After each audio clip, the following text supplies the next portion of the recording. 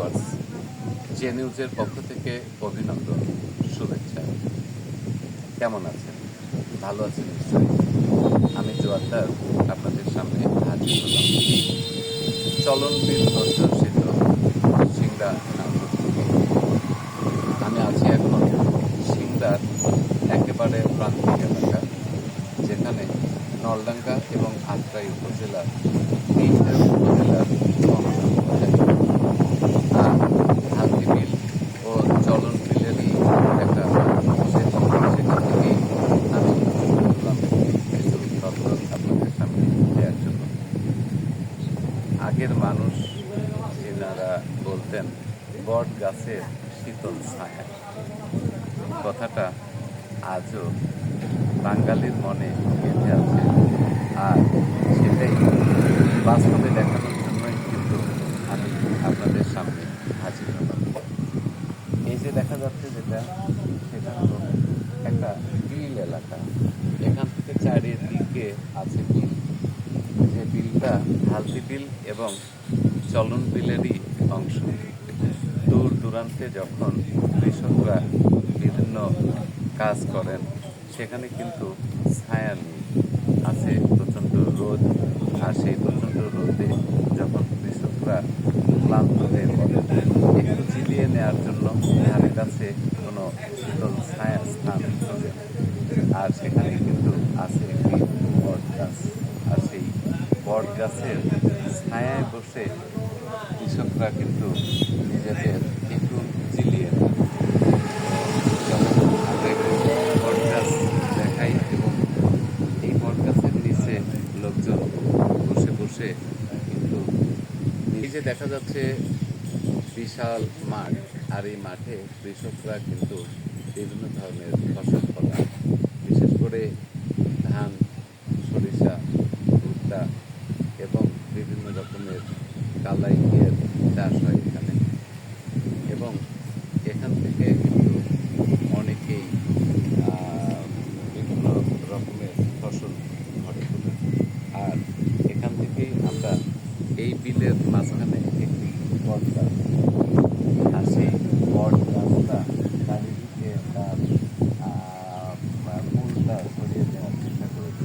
পাশে আছে একটি রাস্তা, যে রাস্তাটা পাকাকরণ ছিল না, কিন্তু পরবর্তীতে পাকাকরণ হয়েছে। যে কারণে আত্রাই থেকে নাটোর পর্যন্ত এই রাস্তা, সিংড়াতে যাবার এই রাস্তার পাশেই একটি বট গাছ, বিলের মাঝে একটি বট গাছ।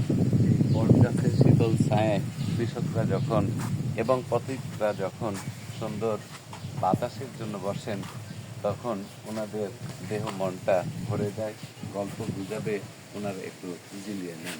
এমনই একটা কৃষকের কাছ থেকে আমরা কিছু জানতে চাই। আসসালামু আলাইকুম। ওয়ালাইকুম আসসালাম। কেমন আছেন? আলহামদুলিল্লাহ ভালো আছি। আচ্ছা, আপনি মাঠ থেকে উঠে আসলেন না? হ্যাঁ, আচ্ছা, এখানে এই যে বট গাছ যে শীতল ছায়া দেয়, এটা সম্পর্কে যদি আপনি কিছু বলতেন। আমরা কৃষিকাজ করি বিলে, এদের সার বনে আইলাম, সে যে এখানে একজন পাকা করে দিছে। একজনে পাকা করে দিছে? হ্যাঁ, এখানে একজনে পাকা করে দিছে। আচ্ছা আচ্ছা আমাদের বসার সুবিধার্থে। আচ্ছা, আর উপরে বট গাছের ছায়া আছে, আচ্ছা দীর্ঘদিন থেকে বট গাছ আছে। আমরা এখানে বসে থেকে অনেক কিছু আড্ডা টাড্ডা দিই এবং কাজ করে এসে এখানেই এই বট গাছের নিচে বিশ্রাম করি। তারপরে সামনে আছে চার দোকান, ওখানে চা খাই।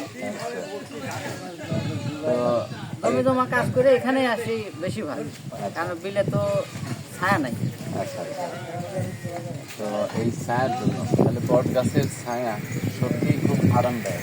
হ্যাঁ, সত্যি খুব আরামদায়ক। যত গরম হোক এখানে এলে খুব ছায়া লাগে, শীতল হয়ে যায়, শীতল হয়ে যায়, ঠান্ডা বাতাস, হ্যাঁ। ঠান্ডা বাতাস এবং ছায়া দুইটাই এখানে প্রাকৃতিক এসি বলা যেতে পারে। হ্যাঁ, প্রাকৃতিক এসে। হ্যাঁ হ্যাঁ, আপনার মতামত যদি একটু বলতেন।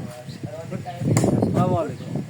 আমরা এখানে এইটা হচ্ছে আপনার হচ্ছে চলন বিলের পাশে, এটা বড় বারোইহাটি, এটা চেস্টের বিল ধরে। এখানে আমরা কৃষি আবাদ করি। আমরা রোদ বা গরমের মধ্যে ওইখানে উঠে এসে আমরা এখানে একটু এই বট গাছের ছায়াতে আমরা আরাম করি। এখানে আমরা যে চার দোকান আছে পাশে, এখান থেকে আরাম করেই আমরা এখানে বাড়িতে উঠে যাই। খুব গরমের মধ্যে আসে আমরা খুব অসুস্থ, আমরা একটু আরাম পাই, খুব আমার বাতাসে প্রাণটা জোড়ায় যায়, এখানেই আমরা বিশ্রাম করি। আচ্ছা, এখানে কি বিকেলে বা সন্ধ্যার পরে আপনারা এসে বসেন? হ্যাঁ, সন্ধ্যার পরেও আসি আমরা এখানে বসি। এখানে রাস্তা মাঝখানে তো, এখানে আমরা কৃষি ওই যে গরু বাছুর আছে, আপনার ওই যে আবাদ উঠে আসে, আমরা এখান থেকেই অনুভব করি আবাদ আসিচ্ছে, বা এখান থেকে বিলেত নেমে যাই। আমার এখানে আর কি সুন্দর তো জায়গা, আমার এখানে বিশ্রামের জায়গায়। ধন্যবাদ আপনাকে। হ্যাঁ ভিউয়ার্স, সত্যি বট গাছের শীতল ছায়া, যেখানে পাখি বসে, যেখানে পাখিরা আহার করে, আর মানুষ তথা অন্যান্য জীবজন্তুও কিন্তু এই বট গাছের ছায়ায় একটু নিজেকে জীবিয়ে নেন। এই রাস্তাটা গেছে আত্রাই থেকে নাটোর পর্যন্ত, গেছে সিংড়াতে। দূর দূরান্ত থেকে পথিকরাও কিন্তু এখানে বসেন এবং একটু জিরিয়ে নেন। আর এখান থেকে আছে পানাহারের ব্যবস্থা। তৃষ্ণার্ত মানুষ যখন আসেন, এখানে একটা বিস্কুট, একটা চা খেয়ে, একটা পান খেয়ে তৃপ্তির ভেতর। তাই ভিডিওটা লম্বা না করে আপাতত উঠিয়ে নিচ্ছি। যে নিউজের সঙ্গে থাকুন, ফলো দিয়ে, লাইক দিয়ে, শেয়ার দিয়ে, কমেন্টস করে যে নিউজকে সামনের দিকে এগিয়ে নিয়ে যান। ভালো থাকবো, ভালো রাখবো, প্রতিদিন অন্ততপক্ষে একটি করে ভালো কাজ করবো। আল্লাহ হাফেজ।